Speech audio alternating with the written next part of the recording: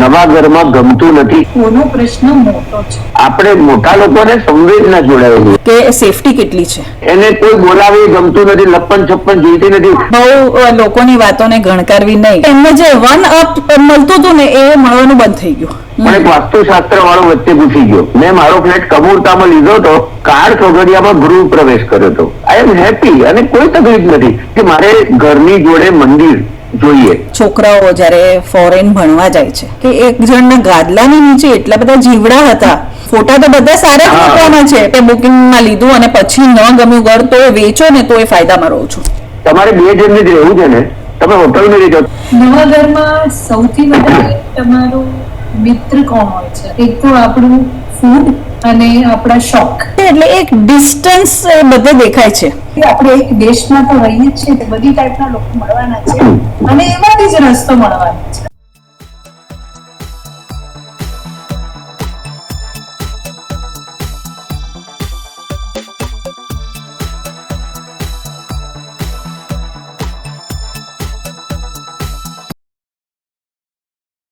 Hello friends, હું રોહિત શાહ, બીના લાલન અને મનીષા ગાલા સાથે આજે નવા ઘરમાં ગમતું નથી એ વિષયની ચર્ચામાં આપ સૌને વેલકમ કરું છું. બહુ ઓછું એવું થતું હોય છે કે એક વ્યક્તિની આખી જિંદગી એક જ ઘરમાં જાય. પહેલાના જમાનામાં ગામડામાં કદાચ શક્ય હતું, પણ શહેરોમાં એવું ઓછું બને છે. 25, 30, 40 વર્ષ પછી પણ ક્યારેક ઘર બદલવાનો વારો આવી જતો હોય છે અને એની પાછળ ઘણા બધા કારણો છે. જેમ કે ઘર જૂનું થઈ ગયું અને નવા ઘરની જરૂર ઊભી થઈ, ઘરમાં માણસો વધી ગયા એટલે નવું ઘર લેવું પડે, ક્યારેક કામકાજનું સ્થળ બદલાય કે બિઝનેસ બદલાય તો નવી જગ્યાએ જવું પડે, ક્યારેક માણસ પ્રગતિ કરે અને એને એમ થાય કે ના હવે તો મોટા ઘરમાં રહેવા જવું છે, ત્યારે પણ એ ઘર બદલે છે. અને એની સામે ક્યારેક એવું થાય કે આર્થિક રીતે વ્યક્તિ નબળી પડી જાય અને એને મોટા ઘરમાંથી નાના ઘરમાં જવું પડે. શહેરોનું જે હમણાં લેટેસ્ટ જે ચાલે છે રીડેવલપમેન્ટ, તો બિલ્ડિંગ જૂનું થઈ જાય એટલે એ તોડી પાડવાનું હોય એટલે કમસે કમ 3 વર્ષ માટે તો અન્યત્ર રહેવા જવું પડતું હોય છે. અને એટલે આ રીતે ઘણીવાર ઘર બદલવાનો વારો આવતો હોય છે. અને જ્યારે ઘર બદલવાની વાત આવે ત્યારે આખો પરિવાર મૂવ થતો હોય છે અને જરૂરી નથી કે પરિવારની દરેક વ્યક્તિને નવા ઘરમાં ગમે. એવું બને કે સ્ત્રી વર્ગને ના ગમે કે બાળકોને ન ગમે કે વડીલોને ન ગમે. હવે ઘર એવી વસ્તુ છે ને કે તરત બદલાતી નથી. આપણને કોઈ ડ્રેસ ન ગમે તો આપણે સાઈડમાં મૂકી દઈએ કે નહીં નથી પહેરવો, રહેવા દઈશું કે બદલી નાખશું. પણ ઘર બહુ મોટી વસ્તુ હોય છે ને, ઘણીવાર તો આખી જિંદગીની મૂડી એમાં જતી રહી હોય છે. એટલે તરત ને તરત પાછું ઘર બદલવાનો વિચાર કરાય નહીં અને ત્યારે તો રસ્તા જ શોધવા પડે કે ન ગમે તો આપણે શું કરીએ કે જેથી આપણને નવી જગ્યામાં ગોઠવાઈ જઈએ. હું આમંત્રણ આપીશ રોહિતભાઈ અને બીનાબેન બંનેને કે આ વિષય પર આપણે થોડી હજી ચર્ચા કરીએ. તમે જે કહ્યું ને કે ઘર બદલવું પડે છે એ મજબૂરીનો મુદ્દો આવ્યો. મારે તો એમ કેવું છે કે ઘણી વખત માણસ મોજમાં ઘર બદલે, ચલો હવે ઘણા વખતે અહીં રહીએ છીએ, કઈ નવા ઘરમાં જઈએ, નવી તાજગી મળશે, નવી ઉર્જા મળશે અને શોખ ખાતર બી ઘર બદલવાનું હોય તો ભલે અઘરું કામ છે પણ અઘરા કામ બી કરવા જોઈએ. ક્યારેક દરેક વખતે ઘર મજબૂરીથી નથી બદલવાનું. બદલ્યા પછી મજબૂરીઓ આવે એ જુદી વાત છે, કારણ કે ઘર એટલે માણસ એકલો નથી જતો, ફેમિલી જાય છે, એના બાળકોની સ્કૂલો બદલાય, પતિ નોકરી કરતો હોય, જોબ કરતો હોય, કે કારોબાર પોતાનો હોય તો એનું સ્થળ નું અંતર વધે અથવા ઘટે, આજુબાજુના પાડોશીઓ નવા આવે એટલે એની સાથે એને સેટ થવાનું, આ બધું ખરું. છતાંય એક નવી તાજગીમાં જવાનું માનસિક રીતે માણસ જો તૈયાર થઈને જાય તો બહુ મજા આવે. એટલે નવું ઘર મને તો ગમે. આમ પેલા કવિની એક પંક્તિ છે, તમે કદાચ સાંભળી છે, કવિનું નામ એક્ઝેક્ટ મને યાદ નથી. ઘર સુધી તું આવવાની જીદ ના કર, ઘર સુધી તું આવવાની જીદ ના કર, ઘર નથી નહીતર ના પાડું તને. આવા પ્રોબ્લેમ હોય છે, ઘર જ નથી હોતું. જયારે આપણને તો ઘર મળતું હોય તો એનો તો આનંદ લેવાનો હોય, પછી જે હોય તે. બીનાબેન નો આપણે મત વિચારીએ. ઘર પરથી આપણી ઓળખ વધારે છતી છે, ફેમિલી નું સેટ એટલે ફેમિલીનું બોન્ડિંગ ઘણી વખત ઘરની પરથી જ સમજાઈ જાય છે.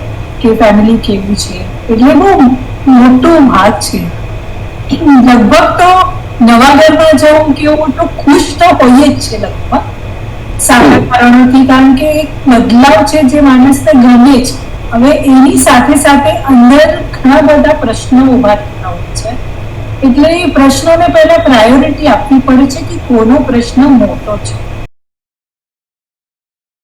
તમારા ઘરની અંદર એવું બાળક છે જે 3 થી 5 વર્ષનું છે, જે કેજીમાં જાય છે. હવે એની માટે સ્કૂલમાં જવું, હેબિટ કરવું, માંડ એ શીખ્યું હોય તો આજે એ મહત્વનો નિર્ણય થઈ જાય છે કે એને લક્ષ્યમાં ધ્યાનમાં રાખીને આપણે ડિસિઝન લેવું પડે કે ઘર કેવી રીતે અને ક્યાં બદલવું છે, કારણ કે એને સૌથી મોટો ફરક પડશે. પણ એની સામે એ જલ્દી એડજસ્ટ થઈ જવાનું છે એ પણ ધ્યાનમાં રાખવું જોઈએ, કારણ કે બાળકો બહુ જલ્દીથી એડજસ્ટ થઈ જાય. એટલે એક બાળક માટે અઘરું છે હોવા છતાં પણ જલ્દી થાય છે. એની જગ્યાએ એને કારણ કે બાળકને સંવેદના નથી જોડાયેલી હોતી, બસ એને નવું વાતાવરણમાં સેટ થવાનું છે. આપણે મોટા લોકોને સંવેદના જોડાયેલી એ પણ છે જ, એડજસ્ટ થવામાં થોડી વાર લાગે છે, અને ખાસ કરીને વડીલોને વધારે વાર લાગે છે, એવું મેં જોયું છે. અને આની પાછળ ઘણા બધા કારણો છે. એ કારણો પણ આપણે એક પછી એક લઈશું કે એ ઇમોશનલ, સાયકોલોજીકલ ઘણા બધા કારણો છે. જેવી રીતે હમણાં રિસેન્ટલી જ અમારે એક જણનો મને ખ્યાલ છે કે એ લોકો ઘર બદલીને નવા ઘરમાં ગયા, સરસ ફર્નિચર કર્યું બધું, જે આપણે કહીએ ને કે અત્યારે એ લોકો પહેલા તો ચાલી ટાઈપના એક રૂમમાં રહેતા હતા અને પછી 1 BHK ફ્લેટમાં રહેવા ગયા. પણ 2 મહિનામાં જ એ પરિવાર આખો પાછો જૂના ઘરે રહેવા આવી ગયો ભાડા પર, કારણ કે એમના વાઈફને ગમતું નહોતું. એમના વાઈફને આજુબાજુ પાડોશીઓ સાથે વાતચીત કરવાની ટેવ હતી. પછી એ તો બ્યુટિશિયનનું કામ કરતા હતા, એટલે એમના ઘણા કસ્ટમરો ત્યાં હતા જૂના ઘરની આજુબાજુ. તો નવા ઘરમાં એમને બહુ એકલા લાગવા લાગ્યું કે આજુબાજુ કોઈ વાત નથી કરતું, હું કોઈને ઓળખતી નથી, મારા બધા ક્લાયન્ટ્સ બી છૂટી ગયા. તો એમને તો પાછો ડ્રાસ્ટિક સ્ટેપ લઈને પાછા આવી ગયા. હવે એમાં એવું થઈ ગયું કે જે સંતાનો હતા એમને નહોતું આવું જૂની જગ્યામાં પાછા રહેવા, અને મધરને એમના પાછા આવી જવું હતું. એટલે ફાઇનલી ડિસિઝન પાછું મધર પર આવ્યું, અને હવે કોલેજ ગોઈંગ છોકરી છે તો એ દીકરી હવે ત્યાં કહે છે કે હું એકલી નવા ઘરમાં રહીશ, હું જૂના ઘરમાં નહીં આવું. તો આખું ફેમિલીનું વાતાવરણ થોડું ઢોળાઈ ગયું છે. અને ઘરનો પુરુષ કરે શું, એને તો બધાને સાચવવાના છે. દીકરી કે છે જે કોલેજમાં છે એને જવું છે નવા ઘરમાં, વાઈફ કે છે કે હું તો જૂના જ ઘરમાં રહીશ. એટલે આ પ્રશ્નો થઈ ગયા છે આવા. સો સિમિલરલી મને એક વડીલનો કિસ્સો પણ ખ્યાલ છે કે એ લોકોએ પણ નવા ઘરમાં, એમને એવું હતું કે ટેમ્પરરી નવા ઘરમાં ગયેલા, કારણ કે એમના ઘરમાં ફર્નિચર થતું હતું. તો 8-10 મહિના માટે કશેક રહેવા જવાનું હતું ને એમણે એવો વિચાર કરેલો કે મને આ ઘરમાં ફાવશે ને તો હું અહીંયા જ રહી પડીશ, કારણ કે ઘર મોટું હતું. પણ એમને 2 મહિનામાં જ કંટાળો આવવા લાગ્યો. તો અહીંયા કારણ શું હતું કે જ્યાં જૂના ઘરે રહેતા હતા ને ત્યાં એમની આર્થિક પ્રગતિ જે ગ્રેજ્યુઅલી થઈ ગઈ ને, તો ત્યાંના આજુબાજુના લોકો એમને બહુ માન સન્માન આપતા હતા, એકદમ આદરથી બોલાવતા હતા. અને નવી જગ્યાએ રહેવા ગયા ને તો બધા એક જ સરખા હતા, એમના જેવા જ. એટલે એમને જે 1 અપ મળતું હતું ને એ મળવાનું બંધ થઈ ગયું. બધા એમને નોર્મલી ટ્રીટ કરવા લાગ્યા. તો એમને ગમ્યું નહીં કે મને અહીંયા નથી ગમતું, હું તો પાછો મારા જૂના ઘરે જઈશ. આ મુદ્દો બી સાચો છે, કારણ કે એ જ્યાં પહેલેથી રહેતા હોય ત્યાં એને કેટલાક સોસાયટીના કામ કર્યા હોય તો લોકો એને રિસ્પેક્ટ કરતા હોય, એટલું બધું હોય. હવે નવી જગ્યાએ જાય ત્યાં તો એ બધા અજાણ્યા છે ને નવા માણસો છે. અને આમાં મને છે ને ઘણીવાર એવું બી લાગે છે કે જે મોટી ઉંમરના વડીલો 75+ ની જેની વાત કરું છું, કે જેને ઓછી મોબિલિટી હોય છે, તો એમને શું હોય છે કે એમના જે જૂનું ઘર હોય જેમાં વર્ષોથી રહ્યો ને એમને બધું ખ્યાલ હોય છે કે આ મારી વસ્તુ અહીંયા પડી છે, કે મારો કબાટ આટલી દૂરી પર છે, કે મારું બાથરૂમ અહીંયા છે. તો એ એમની જે હલનચલન કરવાની મર્યાદાને કારણે પણ ઘણીવાર એ લોકોને ફાવતું નથી હોતું. થોડો ટાઈમ ઘણીવાર લાગતો હોય છે એમને કે ઘરમાં નવા ઘરમાં, ને એટલે જ એ લોકો આમ પણ બીજા કોઈના ઘરે રહેવા જવાનું ને એ બધું બી અવોઇડ કરતા હોય છે કે નહીં, મને નહીં ફાવે બીજા ઘરમાં, નવા વાતાવરણમાં કે નવા રૂમમાં. પણ એની સામે જ્યારે આખા પરિવારની જરૂરત ઊભી થાય તો ત્યારે બધાએ મૂવ તો થવું જ પડે છે, એડજસ્ટમેન્ટ થોડા તો કરવા જ પડે છે. અને બીજી બી એક મેં જોયું, આ પણ મારા એક જાણીતા વ્યક્તિની જ છે વાત. અહીંયા જે હવે બોમ્બેની અંદર જે ઘર હતું સાવ નાનકડું એક રૂમનું ઘર હતું અને એ જ એમની પાસે જેટલી બી મૂડી હતી એમાં એમને થોડું દૂર પનવેલમાં બહુ સરસ ઘર મળતું હતું. તો ઘરના જે હેડ હતા એને નક્કી કર્યું કે આપણે બધા ત્યાં રહેવા જઈશું પનવેલ. એક મારે જ નોકરી માટે બોમ્બે આવવું પડશે પણ બાકી બધાની લાઈફ સારી થઈ જશે. છોકરાઓને સ્કૂલ સારી ત્યાં મળી જશે, કોલેજો છે, વસ્તી સારી છે અને બોમ્બે કરતા પનવેલ બધી જ રીતે સસ્તું પણ છે. લાઈફસ્ટાઈલ પણ આજે બોમ્બેમાં જેટલો ઘર ચલાવવાનો ખર્ચો હોય એના કરતા પનવેલમાં ઘણો ઓછો હોય ખર્ચો.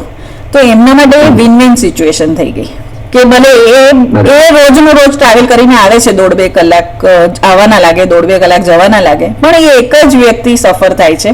ઘરના બાકી બધા બહુ જ હેપી થઈ ગયા છે. સો હવે મારે ખાલી એક જ લાસ્ટ મેજર ટોપિકની વાત કરવી છે અને એ છે જે આપણે કહ્યું ને કે કમ્પલસરી ઘર બદલવું પડે, વોર, વિસ્થાપિત લોકો. આજે એમની વિડંબના બહુ મોટી હોય છે કારણ કે એમને કદાચ ખાલી ઘર નહીં, સિટી નહીં, દેશ પણ બદલવો પડે છે. એટલે આવા કેસીસમાં કઈ રીતે સ્ટેબલ થવું એ એક બહુ અઘરો વિષય છે. અલગ જ ઘટના છે. એવી ઘટના દરેકના જીવનમાં નથી બનતી. આપણે એ એબનોર્મલ છે અને અલગ વસ્તુ છે. પણ એવું આપણે નેચરલ કેલેમિટીઝમાં બી થાય છે જે હમણાં એ વખતે ના હું હજી તમને કહું કે એમાં ઘર ક્યાં હશે ને કેવું હશે ને એને જીવવાનો જ પ્રોબ્લેમ, જીવીશું કે નહીં એ જ એને તો વોરની પરિસ્થિતિમાં પ્રશ્ન છે. એટલે પોતે બચીને જવાનું છે ને જ્યાં જવાય ત્યાં પછી તો એડજસ્ટ કરશે. એને પસંદગી નથી. આપણે જે વાત ચર્ચા કરીએ છીએ ને ઘર કે ઘરમાં નથી મજા આવતી કે નથી ગમતું, તો એ વસ્તુનું આખું લેવલ જુદું છે. આપણે તો હું તમને એક એવી ઘટના કહું કે એક ફેમિલી આવી રીતે નવું ઘર લીધું, બધું સરસ હતું, ફર્નિચર થી માંડીને કોઈ તકલીફ નહીં, બધું બાળકો સેટ થઈ ગયા, બધું સરસ. પણ એક વાસ્તુશાસ્ત્ર વાળો વચ્ચે ઘૂસી ગયો. એને કહ્યું કે તમારી આ દિશા ખોટી છે ને આમ છે ને તેમ છે.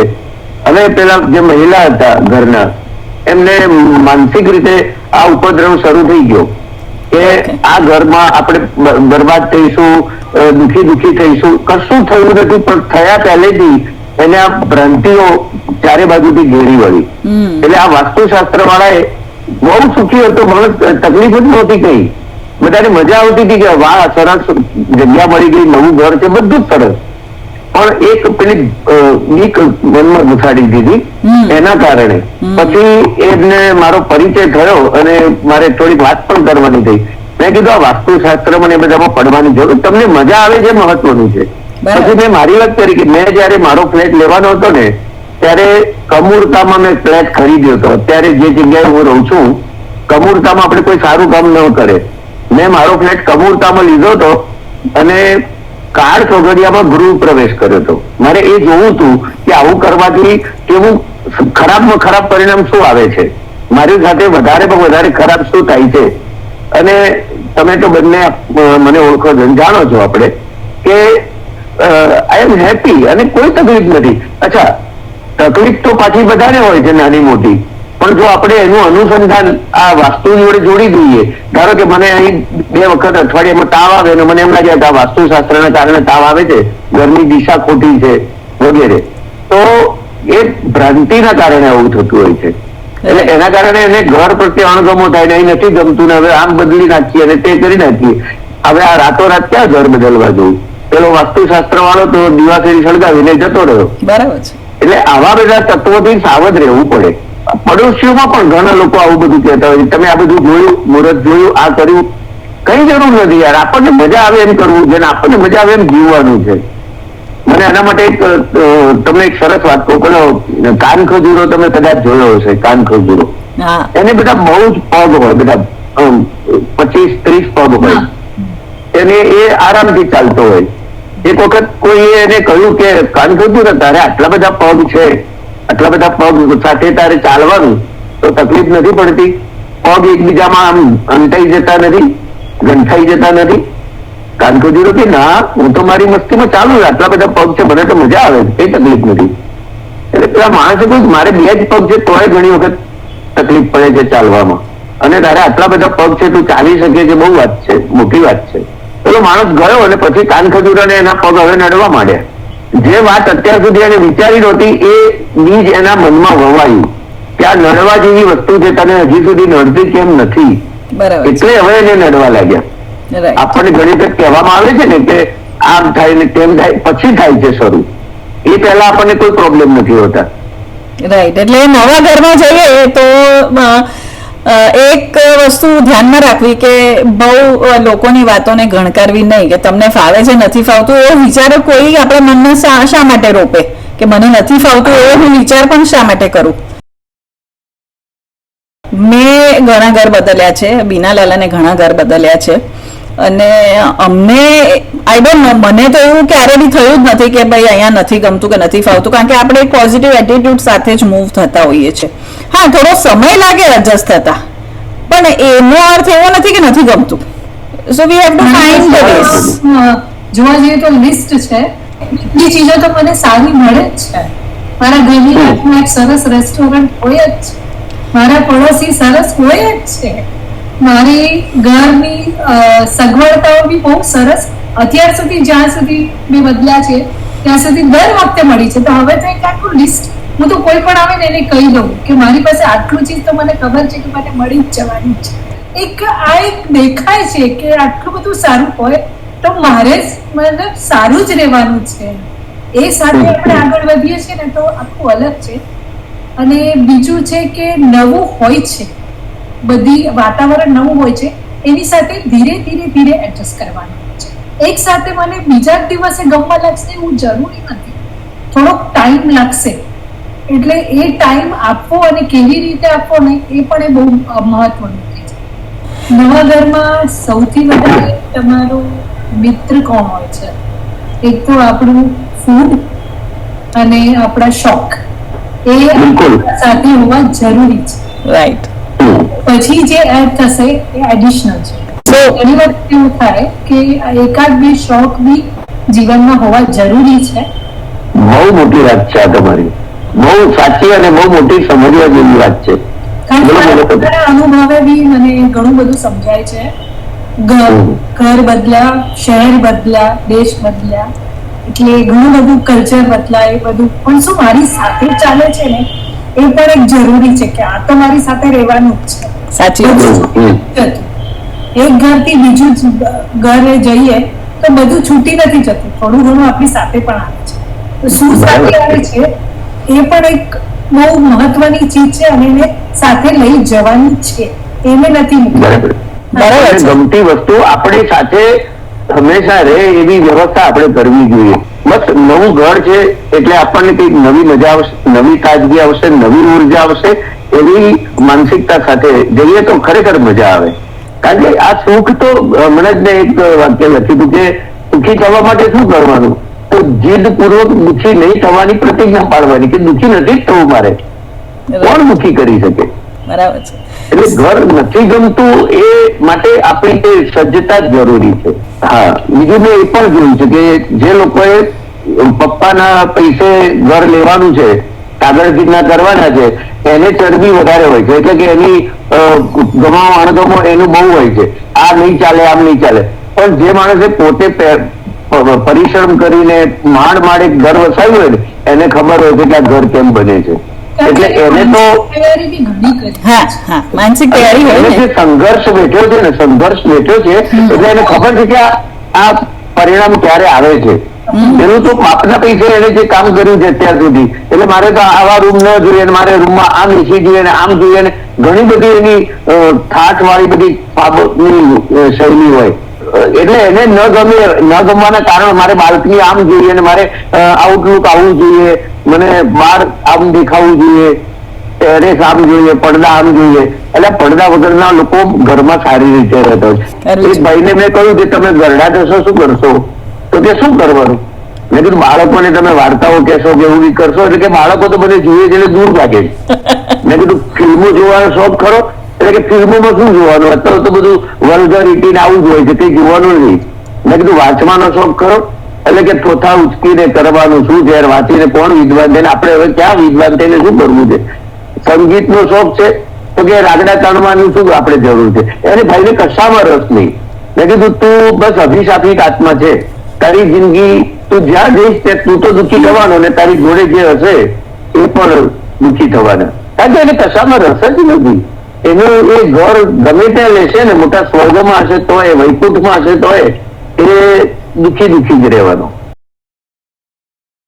એક બેનને આવી રીતે નવું ઘર ખરીદવાનું હતું. જેમ બીનાબેને કહ્યું ને કે મારે રેસ્ટોરન્ટ બાજુમાં જોઈએ, સ્કૂલ બાજુમાં જોઈએ, ઓફિસ બાજુમાં હોય, અમુક એમ્યુનિટીઝ મારે જોઈએ. એટલે એ બધું હતું. એ બેન કે મારે ઘરની જોડે મંદિર જોઈએ. ભક્તિભાવ વાળા હતા. એટલે ભક્તિભાવ વાળા આપણે જૈનોમાં કોઈ દેરાસર જોઈએ અને મંદિર જોઈએ. એટલે કે જેની જ્યાં નજીકમાં મંદિર હોય ત્યાં જ ઘર લેવું છે.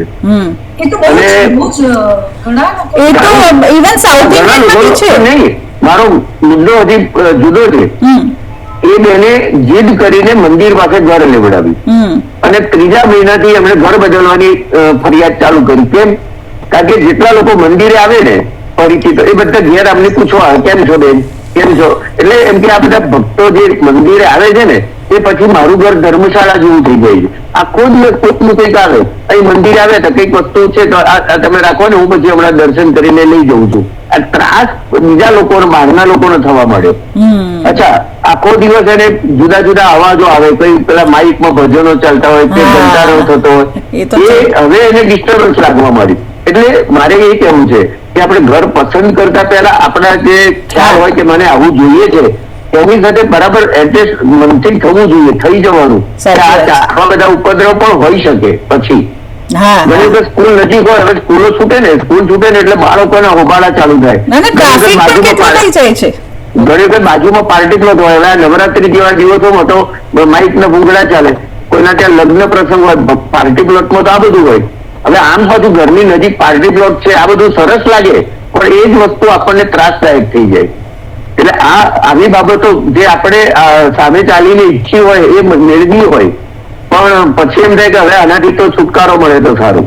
એટલે એવા કારણે પણ ઘર ન ગમે. મારે ત્યાં એક કાર્પેન્ટર છે ને, એને એક ઘર નવું પોતાનું ખરીદ્યું અને 15-20 હજારનો હપ્તો ભરવાનો થતો હતો. એની આવક 30-35 હજારની. અને એને બહુ હતું કે બહુ મજા આવશે હવે પોતાનું ઘર, કારણ કે નાના માણસને તો એક નાનકડો પોતાનો ફ્લેટ છે, એનો પણ એક આનંદ હોય, રોમાંચ હોય. પણ થયું શું કે એની બાજુમાં આપણે આ સરકારી ગોડાઉન હોય છે, એમાં અનાજ ભરતા હોય છે, એને શું કે છે વેર હાઉસ. હા, બસ વેર હાઉસ. એટલે ત્યાંથી એટલા બધા ધનેડાને ઉડીને એના ઘરમાં આવે, પંખા ઉપર, પથારીમાં સતત. એટલે હેરાન થઈ ગયું કે હવે આ ઘરમાં રહેવું કેવી રીતે, મને આ તો જોયું જ નથી મેં. અને એવું જ એના બેનને ઘર લીધું હતું. હવે એ ઘરમાં ભેજ બહુ આવતો હતો દિવાલોમાં, એના કારણે ઉધઈનો પ્રોબ્લેમ થયેલો. એટલે હવે આ નવું બધું ફ્લેટ માણસ બહુ પરિશ્રમ, આ બધા શ્રમિક વર્ગના છે અને એમણે બહુ પુરુષાર્થ કરીને મહેનતની કમાણી ભેગી કરીને માંડ ઘર લીધું હોય અને એને આ પ્રશ્નો ઉભા થાય કે દિવાલો આમ થયું કે ભેજ આવ્યો ને ઉધઈ લાગી, આ બધા જેમ ધનેડાનો પ્રોબ્લેમ થયો, એવા કઈ પ્રશ્નો થાય ત્યારે એને તકલીફ થાય છે. એટલે જયારે ઘર લેવું હોય ત્યારે બધી સાવધાની આ બધી રાખવી પડે. હા, એ મને એક ફ્રેન્ડે કહેલું, કારણ કે હવે આ ઘર લેવાની જે વાત છે કે મૂવ થવાની જે વાત છે, તો નવું સેગમેન્ટ એ પણ છે કે આપણા છોકરાઓ જ્યારે ફોરેન ભણવા જાય છે ત્યારે એમને પહેલું વર્ષ કે પહેલા 6 મહિના હોસ્ટેલમાં રહેવાનું હોય છે, પછી એમને પોતાના ઘર લેવાના હોય છે રેન્ટલ. કોઈ ડિપેન્ડ ઓન ધ યુનિવર્સિટી, કોઈ 6 મહિના હોય છે, કોઈને 1 વર્ષ હોય છે, પણ ઇવેન્ચ્યુઅલી એમને પોતાના ઘરમાં રહેવા જવાનું હોય છે. તો ત્યારે મારી એક ફ્રેન્ડે મને કહેલું કે એ ખાસ બધું ચેક કરતી રેન્ટલ જ્યારે બી જોવા જાય ત્યારે, કે એક જણના ગાદલાની નીચે એટલા બધા જીવડા હતા કે હવે ફોટા તો ઓનલાઈન તમે જોઈને નક્કી કરી નાખો ઘર, ફોટા તો બધા સારા જ મૂકવાના છે, પણ જ્યારે તમે ત્યાં જઈને જોશો ને ત્યારે ખબર પડશે કે એટલા બધા જીવડા હતા ગાદલાની નીચે કે એ ઘરમાં રહેવાય જ નહીં, કે મારી છોકરી તો હેરાન થઈ જાય. લોકો આના માટે શું કરે છે, ઘર પસંદ કરે ને પછી ઘણા લોકો દિવસના બી આંટા મારે અને રાતના બી જોઈએ. એક રાતનું વાતાવરણ કેવું છે, દિવસનું વાતાવરણ કેવું છે, એટલે થોડો ટાઈમ ઇન્ટરવલ લઈ એકદમ અર્લી મોર્નિંગ બી જોવા જેવું છે વાતાવરણ. એટલે આપણે લાગે પણ એક બહુ સારું ડિસિઝન કહેવાય કે ઘર લેતા પહેલા તમે ચેક કરો છો કે ત્યાંનું વાતાવરણ પણ કેવું છે. પણ જયારે ઘર નક્કી કર્યું ને ત્યારે અમે લોકોએ પણ એવું કરેલું કે સવારના ગયા પછી રાતના 1:30-2 વાગે ગયા નીચે રસ્તા ઉપર ફરવા, કે સેફટી કેટલી છે, કોઈ અસામાજિક તત્વો ફરે છે રસ્તાઓ પર, સાવ સુનકાર થઈ જાય છે કે આજે આપણે મોડા વહેલા ઘરે આવીએ તો સેફટી ઇસ્યુ છે આપણને. પણ જ્યારે અમે જોયું કે ના, ત્યાં તો રાતના 1:30 વાગે તો પોલીસ બેઠી હતી બરાબર બિલ્ડિંગની બહાર જ સંભાળીને નાખવું. એટલે એમ થયું કે ચલો દિવસના તો વાંધો નથી, રાતના એ વાંધો નથી આવતો. એટલે અમુક 2 કે 3 દિવસમાં જ પૂરું કરવું પડે ને આ બધું, કારણ કે આપણે ઘર ભાડે લેવાનું હોય તો 2-3 દિવસમાં બી સમય મળી જાય છે. નાઇટ સ્ટાર્ટ ખબર હોવા જોઈએ કે ભાઈ આ કામ કરવા જેવું છે.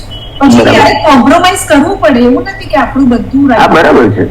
પણ જો બધા જગ્યા વધારે ખબર હોય તો એટલું ઈઝી પડે છે કે ના, એનું વેટેજ બી વધી જાય છે. છોકરાઓ જ્યારે ફોરેન ભણવા જાય છે એ ઘણીવાર છે ને છોકરાઓ જીદ કરે છે કે અમે મેનેજ કરી લઈશું, અમે એકલા જતા રહીશું, અમે ઘર શોધી લઈશું. પણ જ્યારે પેરેન્ટ્સ સાથે જાય ને એકવાર ફર્સ્ટ ટાઈમ, તો એમની ઘણી બધી વિઝડમ હોય છે આ બધું જોવામાં કે એરિયા કેવો છે, જે આપણે પહેલા પણ વાત કરી કે રાતના કેવો છે, દિવસના કેવો છે, અને આ બધી ફેસિલિટીઝ છે. અને ખાસ કરીને જો દીકરીઓ એકલી ભણવા જતી હોય તો સેફટીનું એક્સ્ટ્રા લેયર આપણે જોવું જ પડે. આજ તો દીકરાઓને બી જોવું જ પડે છે, કારણ કે ઇવન અમેરિકા જેવી કન્ટ્રીમાં એવું થાય છે કે તમે 10 વાગ્યા પછી જો રસ્તા પર નીકળો ને, તમારી પાસે મોંઘી ઘડિયાળ પણ પહેરી હોય ને તો લૂંટાઈ જવાય છે. ખાસ કરીને ડ્રગ્સ લેનારા લોકો, એ લોકો બહુ નાની ચોરી ચપાટી કરતા હોય છે ને, જો અંધારું હોય ને તો લઈ જતા હોય છે ને હેરાન બી કરતા હોય છે. ને ત્યાં તો લોસ એટલે ગન ને છરી ને એ બધું તો બહુ કોમન હોય છે, આપણે ત્યાં નથી એટલું, પણ ત્યાં તો ગન બહુ છૂટથી રખાતી હોય છે. એટલે એ બધું બી જોવું પડે છે જ્યારે તમે વિદેશમાં ઘર લેતા હોય. ભલે 2-3 વર્ષ માટે પણ રહેવાનું તો હોય છે ને ઘરમાં, એમને પણ 2-3 ફ્રેન્ડ સાથે રહેતા હોય પણ ઘર તો લેવું પડે છે.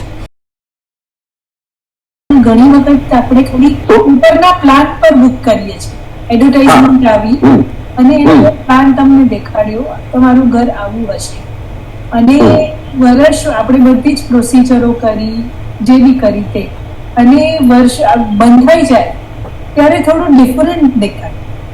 બરાબર. વિચાર્યું તો એવું ના પણ હોય, ત્યારે એક પ્રશ્ન એક આવે જ કે હવે શું.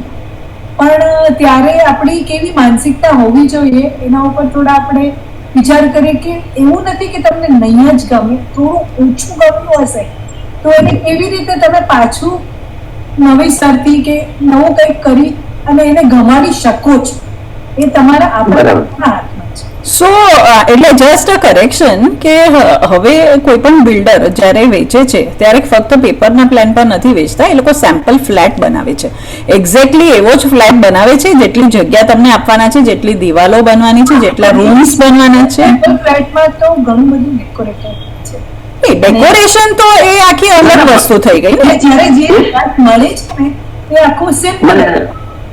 બીનાબેનની વાત સાચી છે. ઓન પેપર આપણે જોઈને કમિટમેન્ટ કર્યું હોય અથવા ઘર ચાલુ કરી લીધું હોય ખરીદવાનું, 2 વર્ષમાં તૈયાર થવાનું હોય તે 1.5-2 વર્ષમાં, અને તૈયાર થાય ત્યારે એનું ડિરેક્શન જુદું હોય. આપણને રૂમ બતાવે છે જે તમે કહો છો કે સેમ્પલ હાઉસ જોયું, પણ એમાં આ બાજુ આ દેખાય છે, આ બાજુ આ દેખાય છે, એ બધું. પણ એ ઉપરાંત બી ઘણી બધી બાબતોમાં બિલ્ડરો ચીટિંગ કરતા હોય છે ક્યારેક, અને આપણે નથી સમજી શકતા એવું પણ બને છે. એટલે મેં આના વિશે મારી કોલમમાં મેં લખેલું પણ ખરું કે ઘર આખું જોયા પછી જ ખરીદવાનું. થોડું મોંઘું પડશે, ઘણું મોંઘું પડે છે. હા ભલે મોંઘું પડે, પણ પછી જે મોંઘું પડે છે ને, તમે ધારો કે પહેલેથી હપ્તેથી લઈ લીધું છે અને પછી એ ગમતું નથી, એ કાઢવું છે ને પછી પાછું બીજે લેવાનું છે, એ બધું કેટલું મોંઘું પડે છે. એની ટ્રાન્સપોર્ટેશન થી માંડીને બધી તકલીફો. એના કરતા બેટર છે કે એક વખત થોડુંક સાહસ કરીને પણ આખું ઘર જોઈને ત્યાં પાણીની કેવી સગવડ છે, પડોશમાં કોણ રહે છે, આજુબાજુ એમ્યુનિટી બીજી કેવી છે, ઘણી બધી બાબતો જે આપણા મનમાં હોય આપણે જોઈએ કે બધું ક્યાં છે કે નહીં એ જોઈને જ લેવું જોઈએ. દુનિયા છે અઘરું છે કારણ કે અત્યારે શું થઈ ગયું છે, હું તમને પર્સનલ મારો ના એક મિનિટ હું આ બાબતને હું ડિફાઈ કરીશ, કારણ કે આ મારો અંગત અનુભવ છે. એક જણની જ વાત કરીશ કે એમને એક એરિયા બોમ્બેમાં ડેવલપ થઈ રહ્યો હતો નવો, અને એમને ઘરના હેડને ઈચ્છા હતી કે આપણે અહીંયા એક ફ્લેટ લઈ લેવો છે. બોમ્બેમાં તો એરિયા વાઇઝ ભાવ હોય છે, તમે એક્સ એરિયામાં બરાબર છે તો આ જે ભાવ હતો એ તો એકદમ સાવ જ ઓછો ભાવ, બરાબર છે. પણ લોકેશન સિટીની વચમાં. હવે એ ભાઈને થયું કે ના, મારે તો એક ફ્લેટ લેવો જ છે, અને ઘરના બધાએ કહ્યું કે અમે આ જગ્યાએ રહેવા નથી જવાના, પણ તોય એમણે એ ભાવમાં ફ્લેટ લઈ લીધો પેપર પર જોઈને પ્લાન. ઓકે, હવે 3 વર્ષમાં કે 5 વર્ષમાં બિલ્ડિંગ તૈયાર થઈ ગઈ, અને એ એરિયા પણ સાથે સાથે એટલો બધો ડેવલપ થઈ ગયો કે જે એમણે બુકિંગ કરાવેલી એના કરતા 5 ગણો ભાવ થઈ ગયો એ જ ફ્લેટનો.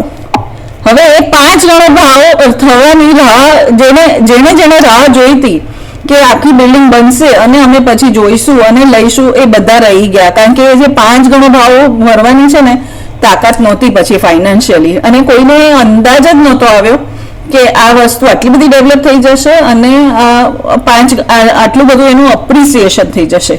તો આજે પેલા જે ભાઈ હતા એણે જે વિઝ્યુઅલાઇઝ કર્યું અને એમણે ફ્લેટ લઈ લીધો, તો આજે એ એકદમ ખુશ છે, કારણ કે સરસ એરિયામાં સરસ ઘર થઈ ગયું.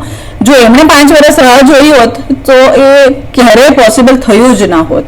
એટલે ઘરના મામલામાં થોડું એવું છે, હું પણ એવું માનું છું કે બહુ ક્રેડિટ કાર્ડ ન વાપરવું અને બહુ ઓવર લેવરેજ ના કરવું, પણ ઘર એક એવી વસ્તુ થઈ જાય છે કે જેમાં તમારે લોન લઈને પણ વસ્તુ એકવાર સારી કરી લેવી પડે છે, કારણ કે બુકિંગમાં જે ભાવ હોય છે અને જ્યારે રેડી થાય છે 3-4 વર્ષમાં, તો સિટીમાં તો બહુ વધારે અપ્રિસિએશન થઈ જાય છે, અને ઘણીવાર એ બિયોન્ડ રીચ થઈ જાય છે કે તમને એ પછી ક્યારેય અફોર્ડેબલ થતું જ નથી.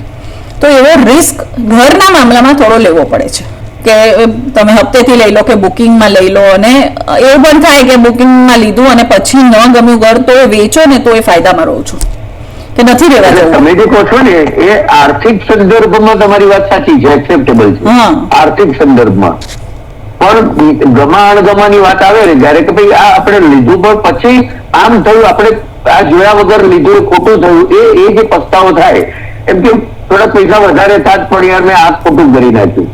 આપણે જે ગમા અણગમાની વાત, ફાઇનાન્સની તો વાત બરાબર છે કે એપ્રિસિએશન વધી ગયું. હવે એક નવી વાત કરું, જે આજના જુવાનીઓની વાત છે, એ લોકો એવું જ માને છે હવે કે અમે ઘરમાં આટલા બધા રૂપિયા નહીં નાખીએ, અમે અમારા ઇન્વેસ્ટમેન્ટ બીજે કરશું અને ભાડાના ઘરમાં રહીશું. તો એ લોકો રેડીમેડ ઘર જોઈ છે અને પોતાને ગમતું મોટું સરસ ઘર લે છે, રેન્ટ ભરે છે, એકદમ વધારે રેન્ટ ભરે છે, અને પોતાની મૂડી જે છે એ બચાવી રાખે છે અને એમને જે સમજ પડે છે એમાં ઇન્વેસ્ટમેન્ટ કરે છે, મોસ્ટલી શેર્સમાં કે પછી બિઝનેસમાં કે જે પણ હોય. એટલે એક નવી માનસિકતા પણ આવી રહી છે હવે ઘરને લગતી. અને હું એવું પણ જોઈ રહી છું કે અમુક વાર જે યંગ પેરેન્ટ્સ હોય છે તો એ લોકોને પોતાના બાળકને અમુક સ્કૂલમાં નાખવું હોય છે ને, એટલે એ સ્કૂલની બાજુમાં ઘર શોધે છે. મારા એક મિત્રના દીકરાને જામનગર કે ક્યાંક જોબ મળી છે અને એના લગ્ન બી હમણાં જ થયેલા છે. આ લોકોએ 5 વર્ષ સુધી બાળક નથી કરવું, આ પણ એમના મનમાં કન્સેપ્ટ છે. અને હવે જામનગરમાં ગયા છે, ત્યાં કંપની એવું કહ્યું છે કે તમે 5 વર્ષ માટે તમે આવો, પછી તમને પાછા અમદાવાદ મોકલી દઈશું. હવે આ કપલ જામનગર ગયા, ભાડાનું ઘર શોધતા હતા, ત્યાં 15,000 રૂપિયા કે એમાં એને જોઈતું હતું એવું ઘર 15,000 મળતું હતું. બરાબર. પછી બીજો બધો ઘર ખર્ચ બીજો બધો થાય, ખાવા પીવાથી માંડીને પલંગ, ચાદર, પડદા, હા તે જે કઈ સાબુ નાવાનું બધું.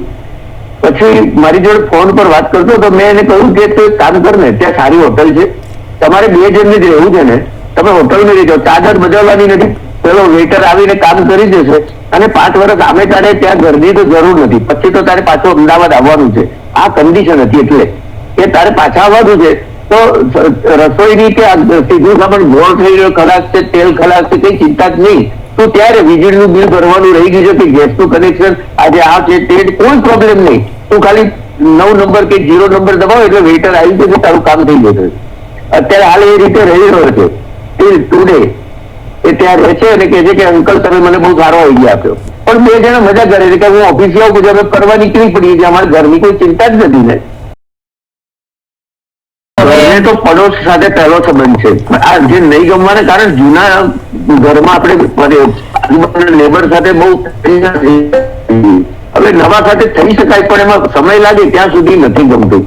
એટલે એવું જ હોય છે કે સામેવાળાને બી તમારી સાથે બોલવું હોય છે જેમાં હા. નવા લોકો હોય. હવે મારા તો ઘણી વાર એવું જ થયું છે કે સામેથી માણસોએ બોલાવ્યું છે, બરાબર. તો આપણે બી થોડોક સમય આપવો પડે છે કે એકદમથી ક્લોઝ ફ્રેન્ડ નથી થવાતું. બોલાવ્યું, મેં બોલાવ્યું, એમ કર્યું, એના કરતાં થોડું ગ્રેજ્યુઅલી જવા. અને એના માટે સૌથી સરસ છે કે એવી જગ્યાઓ પર શાંતિથી થોડો સમય ગાળો. જેમ કે લિફ્ટ છે, લિફ્ટની બાજુમાં તમે બેસો તો તમને ખબર પડશે કે બિલ્ડિંગમાં આવતા જતા લોકોનું વર્તન કેવું છે, આ છે. અને કોણ એમાંથી ઘણા લોકો તમને બોલાવશે, ઘણા નહીં બોલાવે. એ બધો થોડોક અભ્યાસ થશે ને. બીજું વોચમેન છે તો થોડી વોચમેન સાથે વાત કરો. તો એટલે ઘર ખાલી 4 દિવાલોથી નથી હોતું. આજુબાજુ તમારો કચરાવાળો હશે, દૂધવાળો હશે, આ બધા લોકોથી જોડાઈને કલ્ચર. તો એ જે સોસાયટી હોય છે એનું એક કલ્ચર ઓલરેડી ડેવલપ થયેલું હોય છે, અને એ કલ્ચર છે ને આ બધાની સાથે જોડાયેલું હોય છે. એટલે ક્યાંક ને ક્યાંક તો આપણને કશી ખબર પડી જ જતી હોય છે કે અહીંયા શું ચાલે છે. તમે જે વાત કરો છો ને એ જેને બધાની સાથે બોલવાનું ગમે છે એવા લોકોની વાત કરી. હા, પણ કેટલાક ઇન્ટ્રોવર્ટ છે એને કોઈ બોલાવે એ ગમતું નથી, લપ્પન છપ્પન જીવતી નથી. હું ને મારું ઘર, આ નહીં ગમવાનું કારણ એક આ પણ છે. આ બાજુ વાળા રોજ આખો દિવસ મારી સાથે આવે છે, શાક લેવા આવવું છે, તમારે આમ કરવું છે, ચલો આપણે મંદિરે જઈ આવે. ભાઈ તારે જવું હોય તો જાણે, મને ના લઈ જાય. એટલે એને બોલાવે નથી ગમતું, એટલે આ ઘર નથી ગમતું કે આખો દિવસ શું આપણા ઘરમાં ડૂબક્યા કરવાના એને.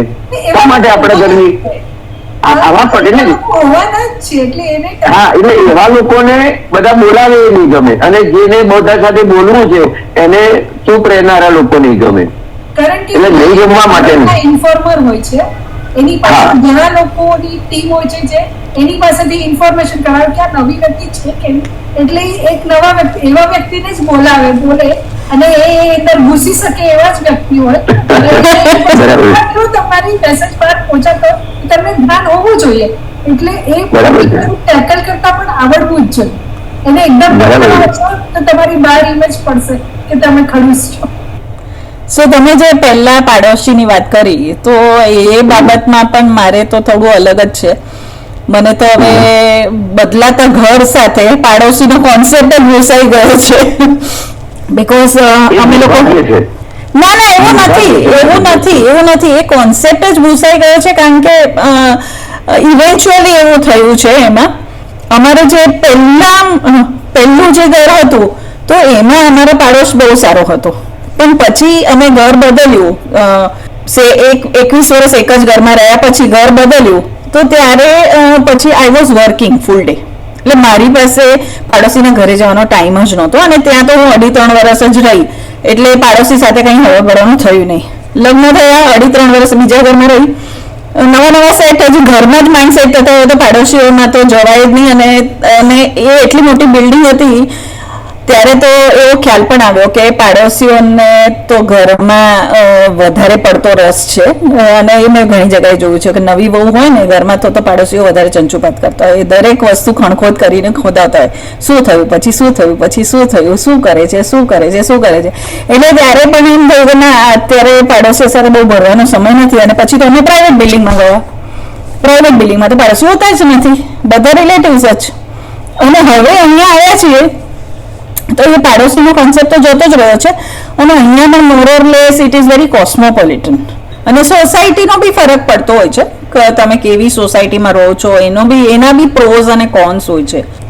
અલગ અલગ જાતના લોકો રહેતા હોય છે, એટલે એક ડિસ્ટન્સ બધે દેખાય છે. કે જે પહેલા આપણે છે ને જૂના જમાનામાં જે આપણે, હું કહીશ કે ચાલી સિસ્ટમ હોય કે ફ્લેટ સિસ્ટમ હોય, બધા એકબીજાના દરવાજા ખુલ્લા જ રહેતા હતા અને એકબીજાના ઘરમાં છૂટથી ફરતા હતા. પણ હવે એ કોન્સેપ્ટ જ નથી. પછી એ ચાલી હોય ને તો એ બધે દરવાજા બંધ જ હોય છે હવે. તો થોડું ઘણું એ કલ્ચર, બોમ્બેના કલ્ચરમાં એ શિફ્ટ આવ્યો છે. અને મોરલેસ બધી જ 80% લેડીઝ વર્કિંગ હોય છે, જે ઘરમાં હોતી જ નથી. ઘરમાં ફક્ત તમને સ્ટાફ જ મળે, કોઈ હોય જ નહીં ઘરમાં. અને જે વર્કિંગ ના હોય ને તો એને પોતાના કિટી પાર્ટી, શોપિંગ, એના પોતાના આઉટિંગ્સ, એટલે હસબન્ડ નીકળી જાય 10 વાગે, એટલે લેડીઝ 11 વાગે તો ઘરની બહાર નીકળી જ ગઈ હોય. ઘરમાં કોઈ હોય જ નહીં તો પાડોશીનો કોન્સેપ્ટ ક્યાંથી આવે? કે તમે વાત કરો તો કોની સાથે કરો, and by the end of the day 6 વાગ્યા પછી પાછી પાર્ટી કલ્ચર હોય. 6:30 6:30 ઓફિસથી આવો, 7:30 8 વાગે તો ફ્રાઈડે સેટરડે સન્ડે 3 દિવસ તો પાર્ટીસ ચાલુ જ હોય, એટલે ઘરમાં તમને કોઈ મળે જ નહીં. તમે જે વાત કરી ને એમાં પડોશીનો કન્સેપ્ટ નથી નીકળી ગયો, ઘરનો જ કન્સેપ્ટ નથી રહ્યો. ના ઘરમાં બધા હોય છે, બહાર રહે છે. ઘર અપ ટુ ડેટ હોય, ઘરમાં એ લોકો રહેતા પણ હોય, પણ તમને ખબર ના પડે કે ઘરમાં કોઈ છે કે નહીં. See there timings R here. મને એ દેખાય છે કે થોડુંક એ પર્પઝલી પાડોશી નથી કરવો વ્યવહાર એવો એક એટીટ્યુડ આવે છે. હા ઓકે, એમની ચોઈસ છે. હા આવે છે, એવું બી આવે છે.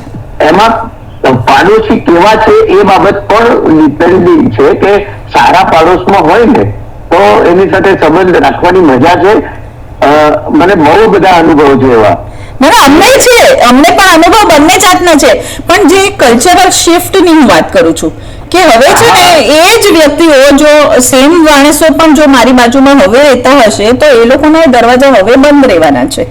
એ કલ્ચરલ શિફ્ટ છે થોડું, અને ક્યાંક ને ક્યાંક એમાં છે ને થોડીક હ્યુમન સાયકોલોજી પણ આવી જાય છે. ઘણી બધી ઈર્ષા, કોમ્પિટિશન અને પ્રાઇવસીનો તો ખરો જ, પણ આ છે ને ઇન્ટરનલ મને થોડું આ બી દેખાય છે.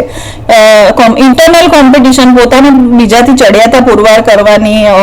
પહેલાના ટાઈમમાં એવું હતું, બહુ ડિફરન્સ તમને દેખાય નહીં, પણ હવે કલ્ચર એક તો કોસ્મોપોલિટન થઈ જાય, ખાવા પીવાની હેબિટ્સ અલગ થઈ જાય, કલ્ચર ટોટલી જુદું થાય. જ્યારે હું જ્યાં રહું છું ત્યાં તો કોરિયન લોકો પણ રહે છે અને જર્મન લોકો પણ રહે છે. ફગેટ આપણે હિન્દુ મુસલમાન એ તો છોડી દો, અમારે તો ચાઇનીઝ પણ રહે છે. ઘણી વાર ભાષા બી નથી ખબર હોતી, કલ્ચર બી નથી ખબર હોતું, એટલે એક રીતે અમે ઓપન અપ બી થઈ જઈએ છીએ કે આપણને ઘણો બધો નવો બી ખ્યાલ આવે છે કે જેવી રીતે હવે ગ્રુપ્સને બને છે સોસાયટીના, તો અમને ઘણી બધી નવી વસ્તુનો બી ખ્યાલ આવતો છે કે ના, આપણે એક નાનકડા એરિયામાં વિચાર કરીએ છીએ પણ વિશ્વ એનાથી ઘણું મોટું છે અને ઘણું બધું જુદું જુદું બી છે. એટલે એના ફાયદા પણ છે, પણ એક કલ્ચરલ શિફ્ટ થોડો દેખાય છે કે થોડુંક બધાને ઓછું ભરવું હોય છે. એટલીસ્ટ બોમ્બેમાં એવું છે. ઇટ ઇઝ ડન થોડુંક પર્પઝલી કરવામાં આવ્યું છે. એની પાછળના કારણો પાછળ બી ખબર પડશે કે શા માટે. એટલે એમાં એવું થયું, એક જણ કરે છે તો હું પણ કરું, આવી રીતે હું પણ કરું, અને થોડું એને એમ્ફેસિસ વધારે આપવામાં આવ્યું છે. પણ કદાચ ઇટ્સ નોટ નેચરલ. ના, પણ આ થોડું ગ્રુપિઝમનું કલ્ચર ઇન્ડિયામાં છે જ કે અમુક લોકોની સાથે જ ગ્રુપમાં રહેવું, અમુક લોકોને બહાર જ કાઢવાની. જ્યારે બહુ મોટી સોસાયટીઓ હોય ને 200 ફ્લેટની, તો ત્યારે એમાં વધારે દેખાય છે. આ બહુ મોટી સોસાયટી હોય, આપણે 200 ઘર હોય તો 200 જોડે આપણે સમજ નથી ને, પણ આપણી આજુબાજુના 4 ફેમિલી સાથેની વાત. હા, પણ એમાં હું એ જ કહેવા માંગુ છું કે 200 ઘર હોય અને સમજો તમારી સામે વાળો જે માણસ હોય કે તમારી બાજુમાં 4 ઘર હોય, એ લોકો 4 જુદા ગ્રુપમાં હોય તો તમારે ક્યાં બળવું? તમારી જેવું એટલે નથી. એ ઓપ્શનમાં આવે એ બધી વસ્તુ. બાકી સાથે રહેતા હોય તો હળવા મળવાનું ને બોલવા ચાલવાનું થાય તો સારી વસ્તુ છે. નથી થતું એ હું સ્વીકારું છું. અત્યારે જે બધું બદલાયું છે વાતાવરણ, પણ એ બહુ એક્સેપ્ટેબલ મને નથી લાગતું. આખરે માણસ મેળાનો માણસ હતો, હવે હજારોની ભીડમાં એકલો રહેવા માંડવાનો થયો છે. આ પરિસ્થિતિમાં આ થયું છે. સો આ બ્રાન્ડને ક્યાં છે ને ચિલ્ડ્રનમાં બી દેખાય છે, નાના છોકરાઓમાં પણ આવું ગ્રુપિઝમ હોય છે. દેખાય છે. પેરેન્ટ્સ આ ઈચ્છે જેને કરે છે એટલે એવું બી થાય છે. ખાસ કરીને તમે જુદા આર્થિક સ્તરથી આવતા હોય છે ને તો બહુ ડિસ્ક્રિમિનેશન હોય છે. એ બી મેં જોયું છે કે એક લેવલના માણસોને એક રીતે ટ્રીટ કરે, બીજા લેવલના માણસોને બીજી રીતે ટ્રીટ કરે. સમજો હવે કોઈ માણસ છે કે જે નવો પૈસા થયા અને નવી જગ્યાએ રહેવા ગયા, પણ ત્યાં આગળ જે ઓલરેડી માણસો છે બીજા લોકો, એ પહેલેથી ગરબા શ્રીમંત છે, તો એ નવી વ્યક્તિને એન્ટરટેન નથી કરતા, એમને આવવા નથી દેતા, એમની સાથે જાણી જોઈને નથી ભરતા. હવે એમના બી હશે પ્રશ્નો, હું એમ નથી કહેતી કે કોઈના પ્રશ્નો બધાના હોય છે, કારણ કે ઘણીવાર વૈચારિક મતભેદ જ આવે કે અમુક રીતની થોટ પ્રોસેસ જ ના આવે, તો પછી એની જોડે ફાવે જ નહીં. તો આવું બી થાય છે ને ત્યારે પણ ઘણીવાર નથી ફાવતું. આર્થિક તમે જે બાબત કહો છો એ તો સાચી જ છે, પણ એવી રીતે આપણે જ્ઞાતિનું પણ હોય છે. આપણે ધારો કે જૈન હોઈએ તો આપણને આજુબાજુ જૈન હોય તો ગમે. તમે જોજો અમુક લોકોની લાઈફ સ્ટાઈલ એવી હોય, ખાણીપીણી એવી હોય એના ઘરમાં અમુક પ્રકારની રસોઈ થતી હોય, આપણને સૂગ ચડે એવું હોય, હા. અથવા આપણા ઘરમાં એવું થતું હોય તો એને સૂગ ચડે. પણ રહેણી કરણી, ખાવા પીવાની સ્ટાઇલ, એને ઘરમાં બધા છોકરા ધમાલ ધમાલ કરતા હોય અને આપણે શાંતિ જોઈતી હોય, એટલે એ લાઈફ સ્ટાઇલ ના કારણે પણ પડોશ કેવો છે એ આધાર રાખે છે આપણી સુખી થવા બાબત ઉપર. રાઈટ. એટલે પડોશીઓના સંબંધો ઘણી વખત છે ને ઘરની અંદર ને ઘરની બહાર કેળવવા પડે, કે ઘરની અંદર નહીં પણ બહાર તો આપણે પડોશીના સંબંધો કેળવી શકીએ છીએ. આપણે નીચે કરી શકીએ છીએ, અમુક ટાઈમ ફિક્સ કરી શકીએ છીએ, એક વાતનો ટોપિક છે, અમુક ટોપિક પર ડિસ્કસ કરી શકીએ છીએ, અને અમુક વાત હોય તો એ ચર્ચામાં આપણે કરવાનું એટલે થોડો ડિફરન્સ છે. સંબંધ બી જળવાય અને તમારો એક સંબંધ તો રહે જ, કે એક ધર્મના નથી, એક ખાણીપીણીની હેબિટો અલગ છે, પણ જે કોમન હોય છે ને એ જનરલી આપણે એક દેશમાં તો રહીએ છીએ ત્યારે તો એ હિસાબે ઘણી વખત જોડાઈએ છીએ અને એ હિસાબે વાતો કરીએ છીએ. તો એ ચર્ચાઓને એ ટોપિકો બસ એટલું લિમિટમાં ધ્યાનમાં રાખી લેવાનું કે ભાઈ આપણે આમની સાથે આ જ વાત કરવાની, બીજી વાત નહીં કરવાની, એટલે સંબંધ જળવાય. બરાબર. એની ઘર સુધી પણ ના લઈ આવો, એને બહાર જ કે ભાઈ આપણે ચલો ફિક્સ કરી નાખીએ કે 5 વાગે નીચે મળશું, કારણ કે આપણે એકબીજાના ઘરે નથી છો. બરાબર છે, બરાબર છે. એકબીજાના ઘરે જવાથી સંબંધ આવ્યું નથી. હવે તો નવી સોસાયટીઓ કે મોટા હાઈ રાઈઝ ફ્લેટ બને છે એમાં મેં જોયું કે નીચે બાંકડા મૂક્યા હોય, સિનિયર સિટીઝન ત્યાં બેસે, ચાલવાની વ્યવસ્થા હોય, જીમ હોય, તો ત્યાં આગળ જઈને બધા બેસતા હોય સાથે સિનિયર સિટીઝન ને એમ ટાઈમ પાસ કરતા હોય છે. હા બસ, એટલે મને મજા જ આવે. એટલે આમાં ધર્મ જ છે એક પ્રકારનો. એટલે આમાં હું એવું બી કહીશ કે આપણે જો નવા ઘરે જતા હોઈએ ને તો આપણે ગમતી એક્ટિવિટી ક્યાંક જો કમ્યુનલ થતી હોય કમ્યુનિટી સાથે, કે તમને વોકનો શોખ છે તો વોકિંગ ગ્રુપમાં જોડાઈ જઈએ, કે જીમમાં જવાનો શોખ છે તો બિલ્ડિંગના જીમમાં જાઓ, તો ઓળખીતા થોડા એ વાતાવરણ બની જશે. આજે તમે કહ્યું તો અમારી સોસાયટીમાં બી એવું છે જ કે નીચે 6:30 કે 7 વાગ્યાથી બધા બેસવા માંડે, થોડી વાર ગ્રુપ્સ છે એમાં પણ ઠીક છે, જેને જ્યાં બેસવું હોય ચાલે, થોડી વાતો કરે. બાળકો રમતા હોય જોવાની મજા આવે. હા, એ રીતે અને એ રીતે ગ્રુપ બનતું હોય છે, ભલે આપણે સામા કારણે ન રહેતા હોય, બીજા બ્લોકમાં કે બીજી વિંગમાં રહેતા હોય, નીચે બધા સાથે મળતા હોય ત્યારે વ્યવહાર હોય છે. અને જે વાડકી વ્યવહાર નહીં, ઈડલી વ્યવહાર હું કહીશ. અમારે ત્યાં કલ્ચર છે કે વોકિંગ ગ્રુપ્સ હોય ને રોજ સવારે ચાલવા જાય પણ સન્ડે મોર્નિંગ ઇડલી ખાવા જાય બધા સાથે, કારણ કે સવારના સાઉથ ઇન્ડિયન રેસ્ટોરન્ટ વહેલી ખુલતી હોય તો એવા તો ઘણા ગ્રુપ્સ છે અને બધા લોકો આમ જતા હોય. આપણે પોતે ઇનિશિયેટ લેવું પડે છે. હવે મારી એક પડોશી હતી, એને મને સામેથી કહી દીધું હતું આપણે રોજ છે ને સાંજની ચા સાથે પીશું, ફિક્સ. અને એ અમે લોકો બસ આખો દિવસ ન બોલીએ પણ એ 4-5 વાગે નક્કી હોય કે ચલો કાં તો એ મારા ઘરે આવશે કાં તો હું એના ઘરે જઈશ અને ચા પીને છૂટા પડીશું, કારણ કે એ ટાઈમ મારે આ જ કેવું છે. હું જે પાડોશીની માટે આગ્રહ રાખું છું એનું કારણ આ જ છે કે નહીતર માણસ આકડો પડી જાય, એકલો પડી જાય છે, એને કંઈક તો જોઈએ છે અને આ રીતે થાય તો એ સારી વસ્તુ છે. અને હવે શું છે કે દરેક પ્રકારના લોકો હોવાના જ છે, આપણે ઈચ્છીએ આપણે ફેમસ તારક મહેતા વાળું છે ગોકુલધામ સોસાયટી, કેવા પ્રકારના માણસો છે, લગભગ બધી જગ્યાએ એવા હોય જ છે.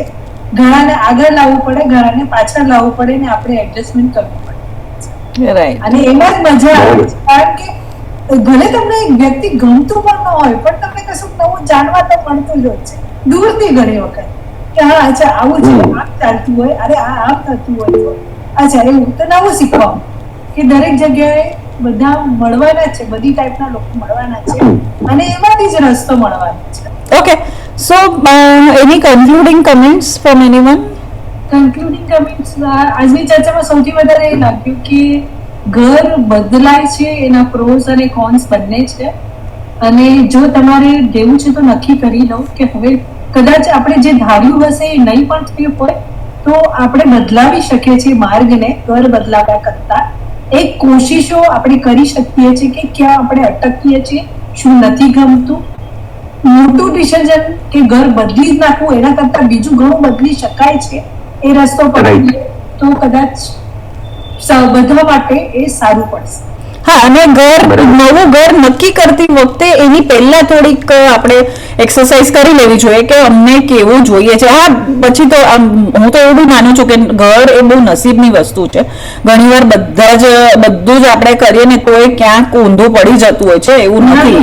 હા, ઋણાનું બંધ હોય છે, જગ્યા સાથે નહીં ઋણાનું બંધ હોય છે, પણ થોડીક આપણે પહેલેથી પણ માનસિક તૈયારી રાખવાની કે મને આવું જોઈએ છે, અને પછી એમાં થોડું પોલિસી હોય તો એક પોઝિટિવ એટીટ્યુડ સાથે ગયા હોઈએ તો રસ્તો મળી જાય છે. પોતાનું બજેટ કેટલું છે ત્યાંથી લઈને આ બધી વસ્તુ જો મારું બજેટ જ નાનું છે અને હું હવાઈ ખ્વાબ જોતો હોઉં કે મને આવી હવેલી જોઈએ તો એ નથી થવાનું. ઊંઘી જવું અને સપનું જોવું એ જ બેટર.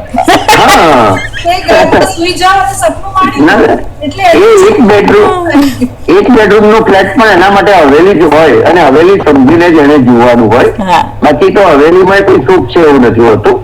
ઘરમાં સુખ નથી, સુખ આપણા મનમાં ને હૃદયમાં છે, આપણી ઘર સાથેના એટેચમેન્ટમાં છે.